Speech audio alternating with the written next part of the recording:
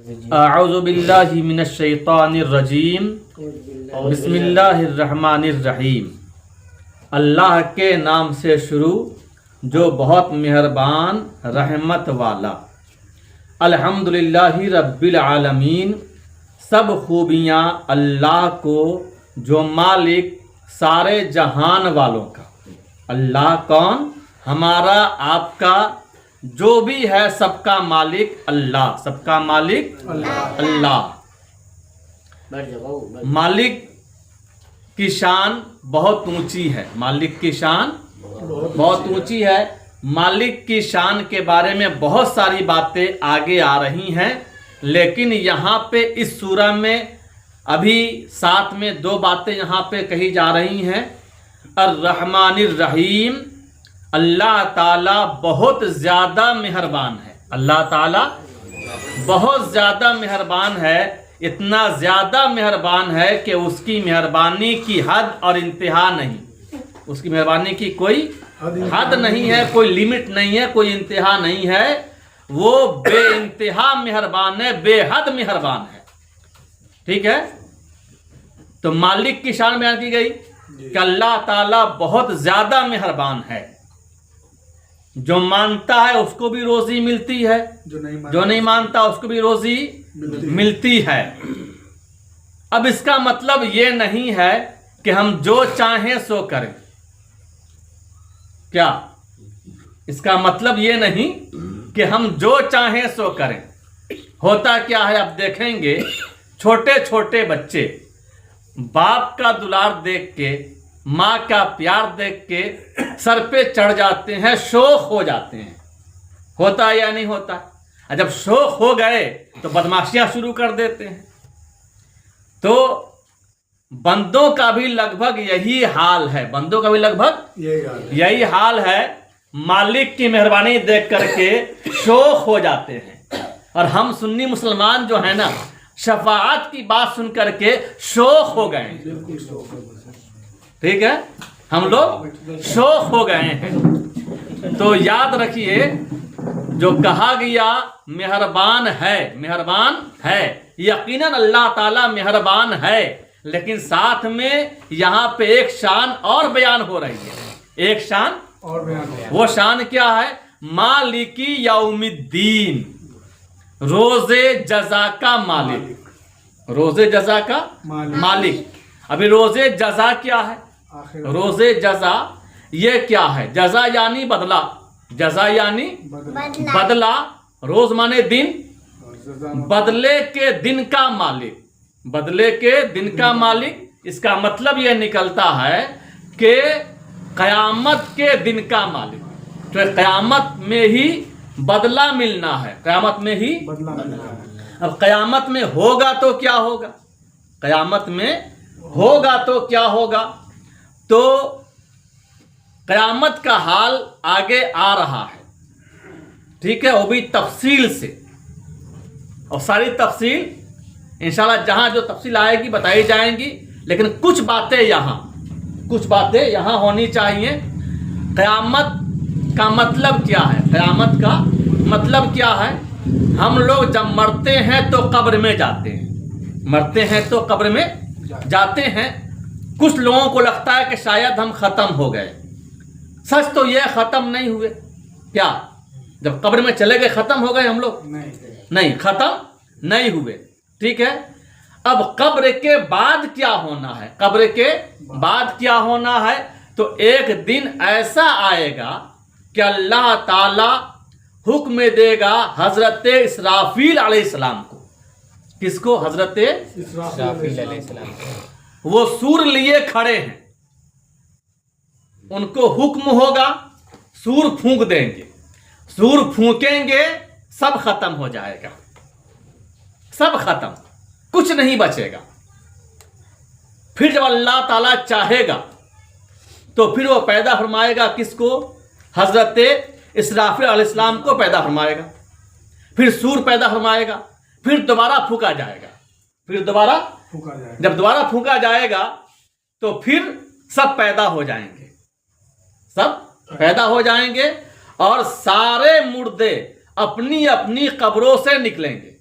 अपनी अपनी कब्रों से निकलेंगे, हम भी निकलेंगे, आप भी निकलेंगे, सब निकलेंगे और निकल करके एक मैदान में जमा हो जाएंगे, एक मैदान में जमा हो जाएंगे। तो कब्र से दोबारा निकलना है, दोबारा हम लोग को निकलना है। हो सकता है किसी के मन में ख्याल आ जाए कि ऐसा कैसे हो सकता है, क्या है कि नहीं? ऐसा कैसे हो सकता है कि हम जब मर चुके होंगे, हम जब मिट्टी से मिल करके मिट्टी हो चुके होंगे, हम दोबारा कैसे हो जाएंगे, हम दोबारा कैसे हो जाएंगे? तो ये मेरे बस की बात नहीं है, मेरे बस की बात नहीं है। लेकिन जिसने हमको पहली दफा पैदा किया है, जिसने हमको पहली बार पैदा किया है, हमको दोबारा पैदा फिर कर सकता है और करेगा। क्या यकीन है ना? बिल्कुल यकीन नहीं तो ईमान नहीं, हदीस और कुरान को ध्यान रखना है। यकीन नहीं तो ईमान नहीं। ठीक है, अब देखिए जरा सा दुनिया के हालात क्या है। ठीक है, हर कंपनी अपने प्रोजेक्ट को रिसाइकल करती कि नहीं करती है? करती है ना। हर कंपनी अपने प्रोजेक्ट को, ये अभी यहां पर डब्बा रखा प्लास्टिक का, जब टूट जाएगा इसको बेच देंगे कबाड़ी वाले के हाथ से, तो वो क्यों खरीदेगा इसको? वो पागल है कि जो खरीदेगा इसको। वो क्या करेगा, जाके दे देगा कंपनी को, कंपनी क्या करेगी? उसको रिसाइकल। ठीक है, जब छोटी छोटी कंपनी रिसाइकल कर सकती है, अल्लाह क्यों नहीं? क्या है ना, क्लियर एकदम। जब छोटी छोटी कंपनी दोबारा बना सकती है अपने प्रोजेक्ट को, तो अल्लाह क्यों नहीं? ठीक है, और ये काम तो रोज हो रहा है, ये काम तो रोज हो रहा है। नहीं हो रहा है। बिल्कुल हो रहा है। महफिल खत्म होगी, घर जाएंगे, खाना खाएंगे, सो जाएंगे, मतलब खत्म। क्या नींद के आलम में कोई उठा के यहां से वहां कर देगा, समझ में आएगा? बिल्कुल नहीं। हाँ, सोया मुर्दा बराबर, सोया मुर्दा। और सोने की दुआ क्या है? सोने की दुआ अल्लाहुम्मा बिस्मिका अमूतु व अहया, ए अल्लाह हम तेरा नाम लेकर के मर रहे हैं और फिर तेरा नाम लेकर के हम सुबह सुबह जिंदा हो जाएंगे। क्या हम लोग सोते हैं क्या अपने मर्जी से सोते हैं? नहीं। हम लोग सोते हैं ना, ठीक है, लेकिन जब तक रब ना चाहे नींद नहीं आएगी। ठीक है, लाख कोशिश कीजिए, दाएं बाएं करते रहिए, जब तक रब नहीं चाहेगा नींद नहीं आएगी। तो किसने मारा रात में? ठीक है, और किसने जगाया सुबह को? अल्लाह ने। और यही कारण है कि जो गाफिल लोग हैं, जो गाफिल हैं, सुबह उठ नहीं पाते हैं, सुबह उठ नहीं पाते हैं, वो अल्लाह को भूले, उनको अल्लाह ने छोड़ दिया, उनको अल्लाह ने छोड़ दिया।